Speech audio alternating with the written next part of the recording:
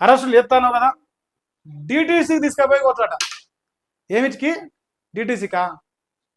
నువ్వు ఒక్కసారి కాకి చొక్కా ఇప్పేసి ఆ పని చేయి. ఆ కుర్చీలో కూర్చున్నంత వరకే నీకు హోదా. ఆ కుర్చీ దాటిపోతే అందరిలో నువ్వు భాగమే. ఏంటంటే అధికారం ఉంది కదా, ఏదైనా ఆడొచ్చు. అప్పుడు నిన్నమన్నా ఒక కేసు జరిగింది, నీకు గుర్తు చేస్తాను. జీటీసీకి తీసుకపో, ఇంకా నువ్వు ఏడికా తీసుకపో, కానీ నీకు దగ్గరనే ఇబ్బంది పడుతున్నట్టు కొడతాను. నిన్న మన తమిళనాడులో ఓ తండ్రి ఓ కొడుకుని తీసుకపోయి చిత్రహింసలు పెట్టి కొచ్చి ఒక 9 మంది పోలీసులు చంపారు. వాళ్ళకి ఏం పడలేదు సార్, రవికుమార్ గారు. ఉరి శిక్షలు పడ్డాయి, మరణ శిక్షలు. తెలుసునా?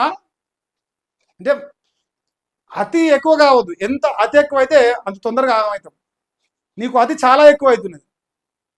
బీఆర్ఎస్ వాళ్ళ మీద, బీజేపీ వాళ్ళ మీద, సోషల్ మీడియా పైన, మలాంటి యూట్యూబ్ ఛానళ్ళ పైన, జర్నలిస్టుల పైన కేసులు పెట్టుట్లా నీకు అతి ఇంత పొడిగా అవుతాను. అది తగ్గించుకోకపోతే ఇంకా తమిళనాడు వాళ్ళకి పడ్డ గతి నీకు పడే అవకాశం కనిపిస్తుంది. ఏముంది, ఇప్పుడు నువ్వు కొట్టినప్పుడు 4 సార్లు వాడు ఎవిడెన్స్ పట్టుకొని వచ్చిన అనుకో, నాసోని చూడు ఎవడో ఒకటి చిన్న సీసీ కెమెరా పెడితే అయిపోయి బతుకు బజార్ కీడ్చి కూర్చోబెడతాం. తెలుసు కదా నేను సౌండ్ చూడను. నువ్వు చూడలేవా నా సంగతి?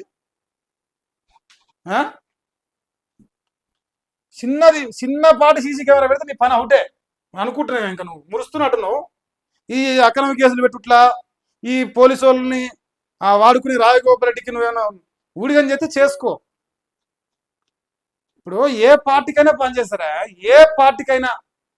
రాజగోపాల్ తెల్లారితే తుమ్మినా తగ్గినా స్టేటస్ పెట్టే కార్యకర్తలు లేరా రాజగోపాల్కి?